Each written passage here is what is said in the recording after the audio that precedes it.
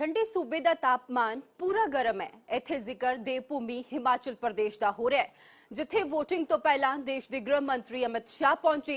ਚੋਣ ਪ੍ਰਚਾਰ ਕੀਤਾ ਗਿਆ ਤੇ ਇੱਕ ਬਾਰ ਫਿਰ ਤੋਂ ਭਾਜਪਾ ਸਰਕਾਰ ਬਣਨ ਦਾ दावा पेश किया गया है। जिनको मैं लगातार तीसरी बार जिताने के आशीर्वाद मांगने आया हूं, ऐसे हमारे भाई विक्रम सिंह जी और आज बटियात की सभा में आए हुए प्यारे भाइयों बहनों माताओं और मेरे जिगर के टुकड़े जैसे युवा मित्रों, सबसे पहले ये हिमाचल की देवभूमि को मैं प्रणाम कर कर मेरी बात की शुरुआत करना चाहता हूं। मित्रों, आज मैं हिमाचल आया हूं तब वो वीर माताओं को भी प्रणाम करना चाहता हूं जिनके लाडले देश की सीमाओं को सुरक्षित रखते रखते अपनी जान गंवाने पर भी तनिक भर भी विचार नहीं करते।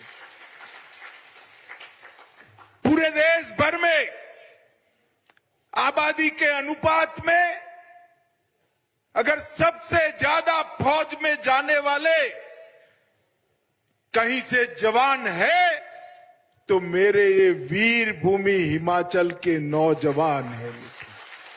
और इसीलिए ये वीर भूमि की माताओं को मैं बार बार प्रणाम कर कर मेरी इस बात की शुरुआत करना चाहता हूं। मित्रों, मैं बटियात में आया हूं तब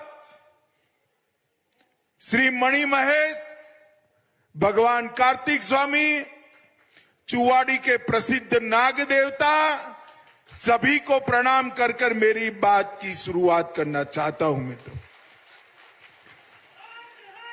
आज हिमाचल में घोषणा के बाद पहली बार मैं हिमाचल में आया हूं।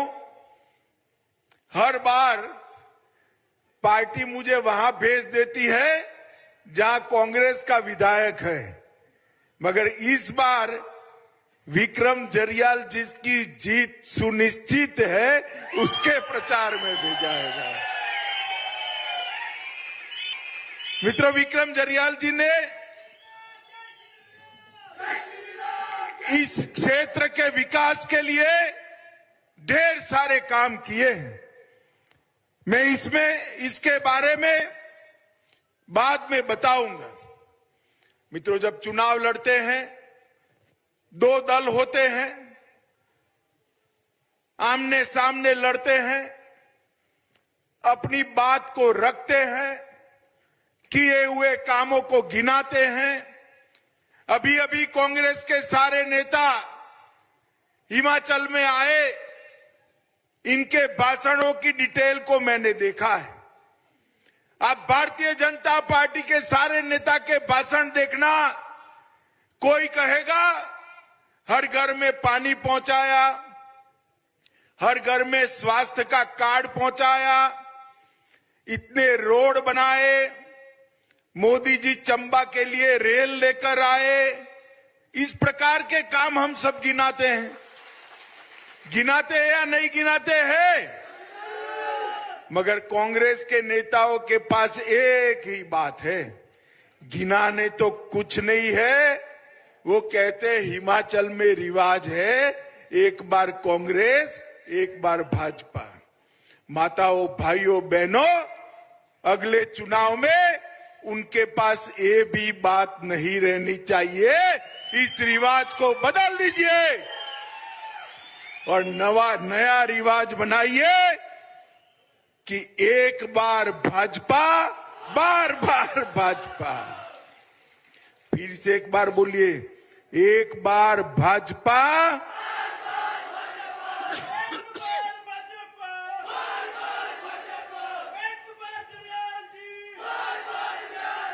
मित्रों, ये कांग्रेस ही कई प्रकार के सूत्र चलाते हैं। लाल टोपी, हरी टोपी चलता है ना, चलता है ना। मैं भाजपा के सारे समर्थकों को कहने आया हूं, आज से लाल टोपी भी भाजपा की है और हरी टोपी भी भाजपा की है। ये चलाते हैं ऊपरी हिमाचल और नीचे का हिमाचल। मैं आज कहकर जाता हूं, राहुल बाबा कान खोल कर सुन लो, ऊपरी हिमाचल भी भाजपा का है और नीचे का हिमाचल भी भाजपा का है।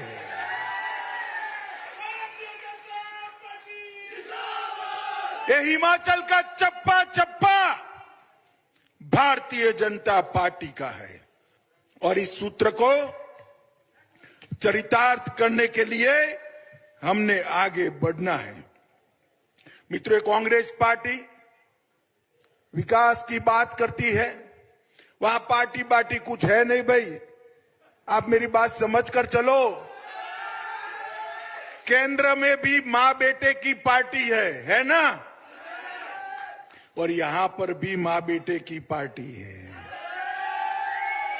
अबे मां बेटे की पार्टी में युवाओं आपका कोई स्थान है क्या? है क्या?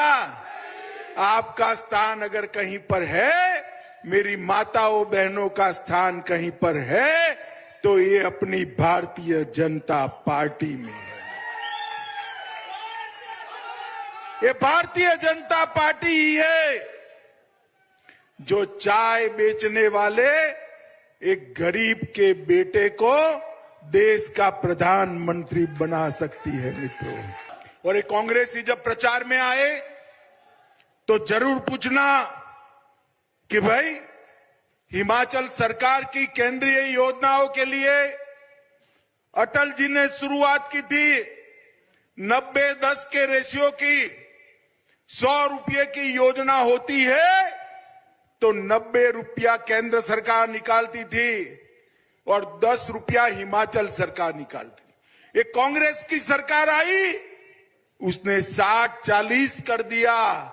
जरा हिसाब पूछना कि भाई हिमाचल वासियों ने आपका क्या बिगाड़ा था कि 90-10 से आपने 60-40 कर दिया। और आज मोदी जी की सरकार आते ही मोदी जी ने फिर से 90-10 करने का काम कर कर हिमाचल के विकास को आगे बढ़ाने का काम किया। मित्रों, गुजरात में भी, मैं तो गुजरात से आता हूं, कई बार पूछता हूं गुजरात में कि मोदी जी कहां के हैं। आधी सभा कहती है गुजरात के हैं, आधी सभा कहती है हिमाचल के हैं।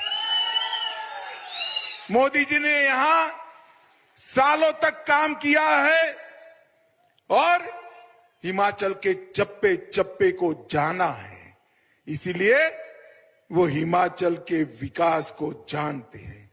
मित्र, कांग्रेसी जब भी आते हैं घपले घोटाले भ्रष्टाचार होता है। केंद्र में कांग्रेस की सरकार थी, 2G, कॉमनवेल्थ, कोयला, 12 लाख करोड़ रुपए के घपले घोटाले एक कांग्रेसियों ने करे थे। अभी पेट भरा नहीं है, पेट नहीं भरा है तो हिमाचल में आए हैं। मुझे बताओ, जिनके सामने चार्जशीट है, ऐसे लोग हिमाचल को अच्छी सरकार दे सकते हैं क्या भाई? अरे हिमाचल वालों, लोकतंत्र आया है, अब राजा रानी का जमाना नहीं रहा, जनता का जमाना आया है। ऐथे वे लाइक निके जे ब्रेक दा हो गया, जल्द हाजिर होने हैं। चोण प्रचार दौरान हिमाचल प्रदेश के मुख्यमंत्री जयराम ठाकुर ने भी दावा किया कि सारे काम नेपरे चाड़े गए ने ते उन्होंने भी दावा किया एक बार फिर तो हिमाचल दे विच भाजपा दी सरकार बनेगी। हालांकि मंच तो संबोधन दौरान उन्होंने कोरोना काल दे विच सरकार द्वारा किए गए कम्मां दा भी जिक्र किया। विधानसभा क्षेत्र में जहां हम आए,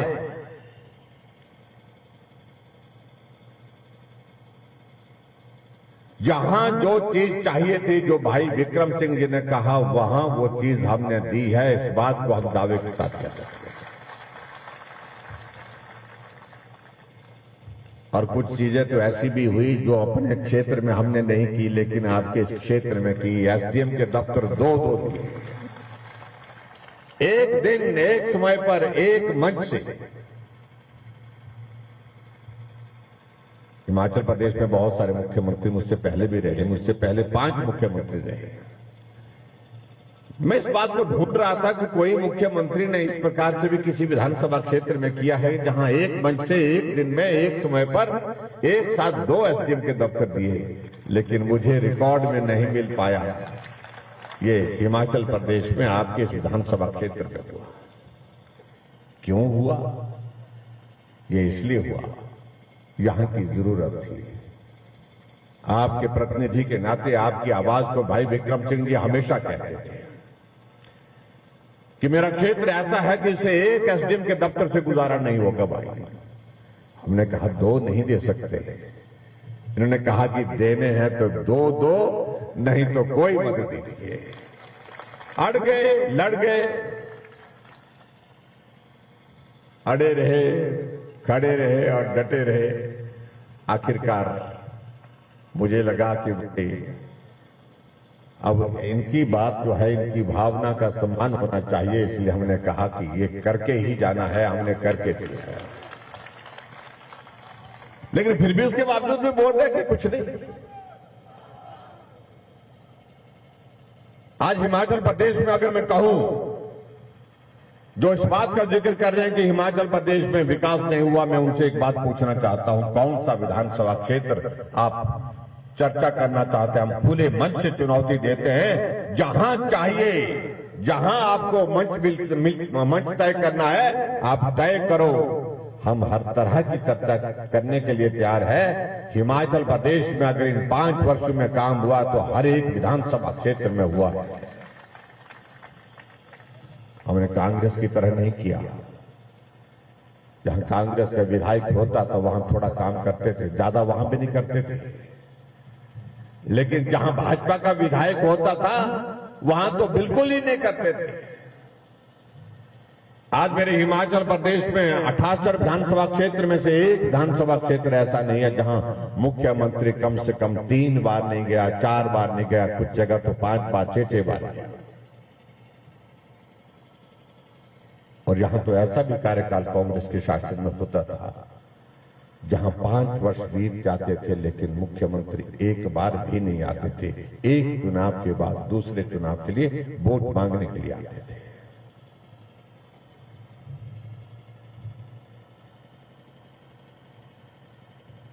हमने कांग्रेस के मित्रों को कहा कि भगवान से डरिए। आप मोदी जी को पानी पी पी करके गाली देते हैं, जयराम को पानी पी पी करके गाली देते हैं। लोकतंत्र है, अपनी बात कहिए। बात करने का तरीका होता, सलीका होता, हम भी बात करते हैं।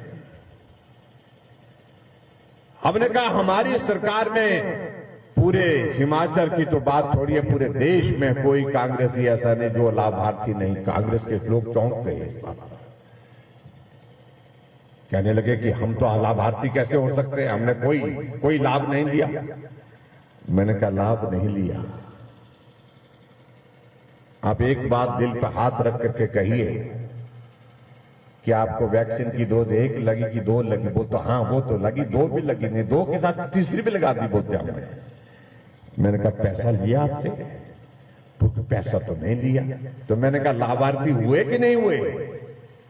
एक डोज लगभग 500 रुपए की पड़ती है और 500 रुपए की डोज जो है वो 3 लग गई। उसके बावजूद कहते हैं कि मोदी जी ने कुछ नहीं किया।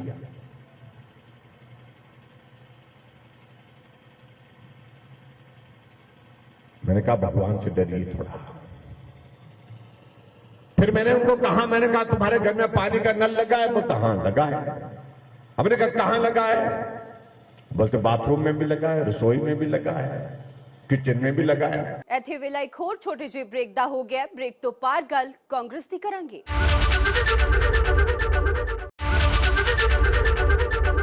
ਕਾਂਗਰਸ ਦੇ ਸਾਂਸਦ ਰਾਜੀਵ ਸ਼ੁਕਲਾ ਵੀ ਸ਼ਿਮਲਾ ਪਹੁੰਚੇ, ਜਿੱਥੇ ਉਹਨਾਂ ਨੌਜਵਾਨਾਂ ਨੂੰ ਭਰੋਸਾ ਦਿਵਾਇਆ ਕਿ ਕਾਂਗਰਸ ਦੀ ਸਰਕਾਰ ਬਣਨ ਤੇ यूथ ਨੂੰ अहम जिम्मेवारियां सौंपियां जाएंगियां। और इसके अलावा जो है, जो हमारा प्रचार अभियान है, उसको उन्होंने एक नई दिशा दी, नई गति दी।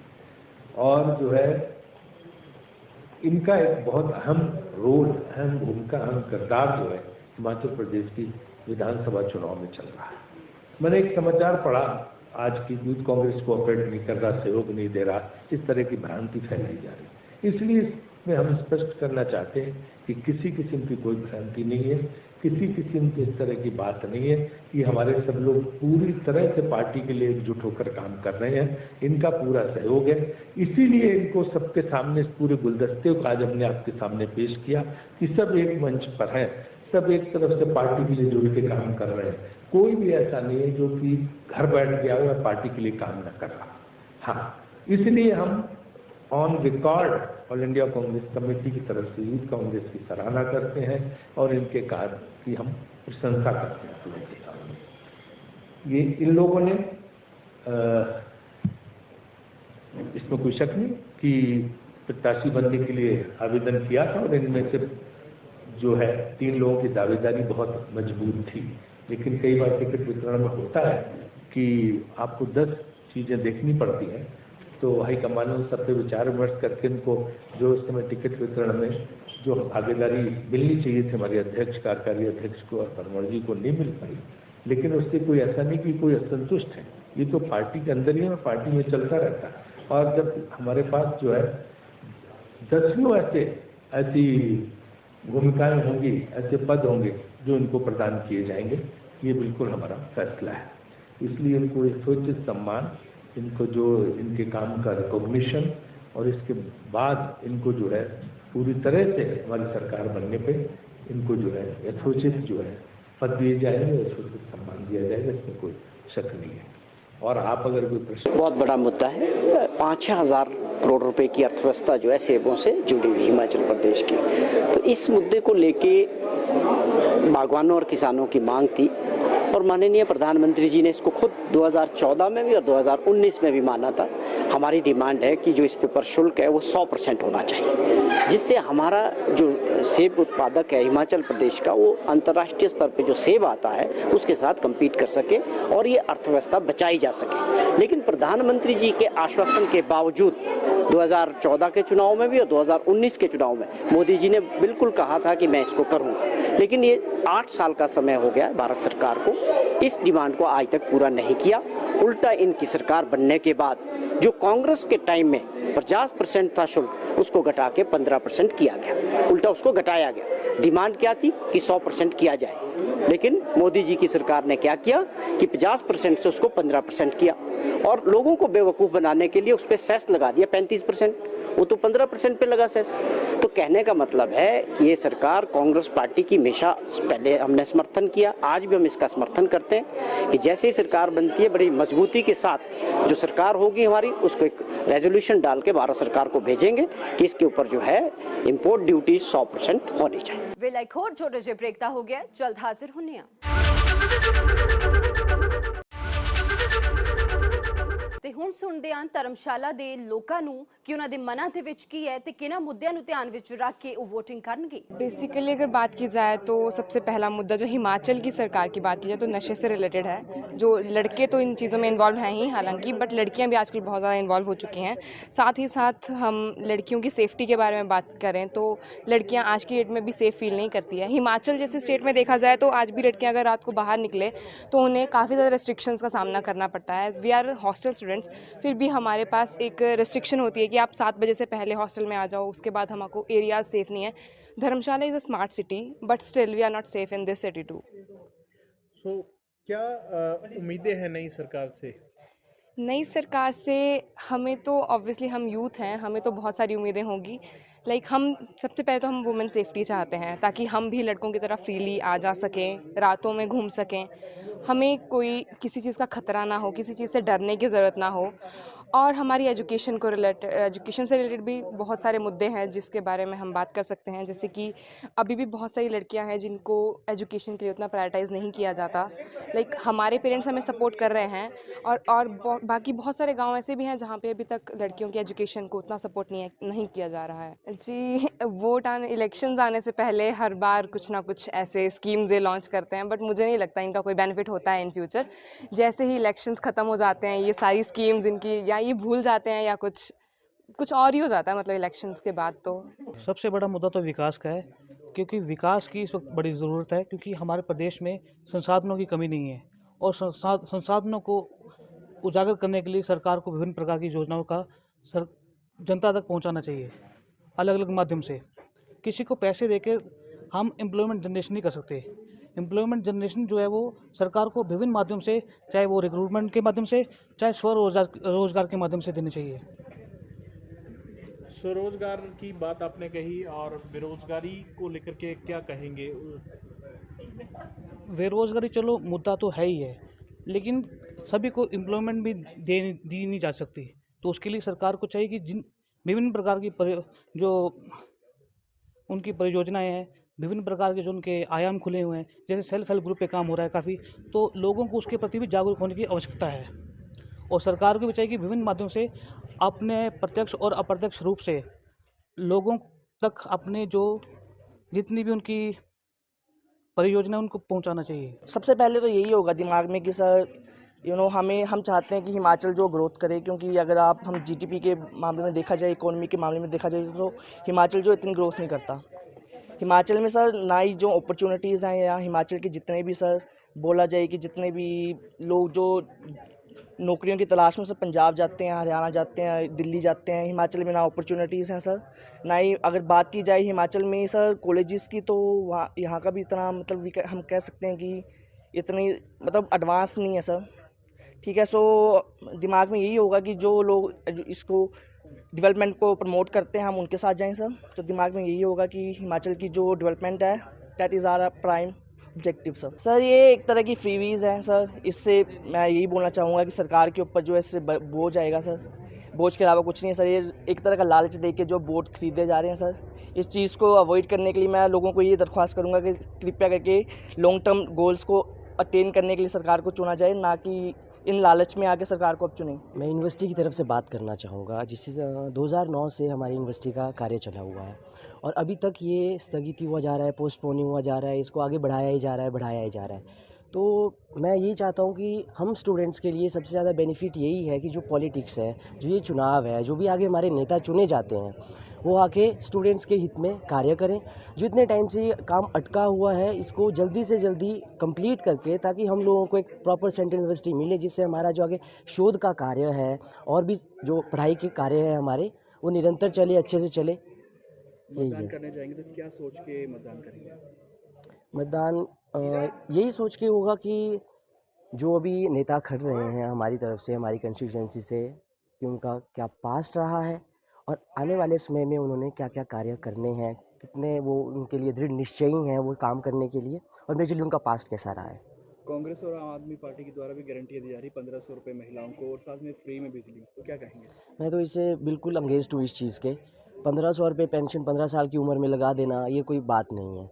और इस तरीके से जिस भी अगर हम पूरे विश्व में बात की जाए तो जिन जिन देशों में ये फ्री वाइज की चीज़ें चलाई गई, वो देश आज तक डूबे ही हैं। जो हमारा राष्ट्र है वो लोकतांत्रिक देश है। इसमें हर कोई चाहता है कि एक अच्छी सरकार आए, दाग रहित सरकार आए, और जितने भी लोग हैं जो हमारे नुमाइंदे होंगे, जिनको हम चुन के भेजेंगे, वो दाग रहित हो और विकास जो होता है, विकास रूपी सरकार आए जो हर वर्ग का, जवानों से लेके, युवाओं से लेके, महिलाओं से लेके और बुजुर्गों से लेके सबका ख्याल रखे। ऐसी सरकार हम चाहते हैं। देखिए, सबसे पहली बात तो है फ्री का, तो पहले मैं चाहता हूं कि मैं क्या हर कोई चाहता है कि फ्री का कुछ ना हो। सबसे बड़ी बात यह है कि जो सरकार 1500 रुपये जो महिलाओं को देंगी, महिलाओं की लगभग 30 लाख से ज़्यादा जो है यहाँ पर जनसंख्या हिमाचल में, तो उसी हिसाब से 30 लाख को 15 से आप गुना करेंगे तो कम से कम 5 अरब 10 करोड़ रुपए जो है पर मंथ जो है हमारे प्रदेश का जाएगा। तो उसी हिसाब से आप 12 महीनों से इसको कैलकुलेट करेंगे तो ये ज़्यादा फैला हुआ है आजकल। उसको अगर आप 12 महीने से मल्टीप्लाई करेंगे तो खरबों में जा रहा है। उसी हिसाब से आप 5 सालों का गुणा करेंगे तो वो अरबों खरबों में उसकी गिनती है। तो इतना बजट सरकार के पास नहीं है और यहाँ पर जो पहाड़ी क्षेत्र है यहाँ पर कोई आमदनी का साधन नहीं है। इस पेशकश ਦੇ ਵਿੱਚ ਇੰਨਾ ਹੀ ਸੀ। ਦੇਸ਼ ਦੁਨੀਆ ਤੇ ਪੰਜਾਬ ਦੀ ਹਰ ਵੱਡੀ ਖਬਰ ਦੇ ਲਈ ਤੁਸੀਂ ਦੇਖਦੇ ਰਹੋ APP ਸਾਂਝਾ।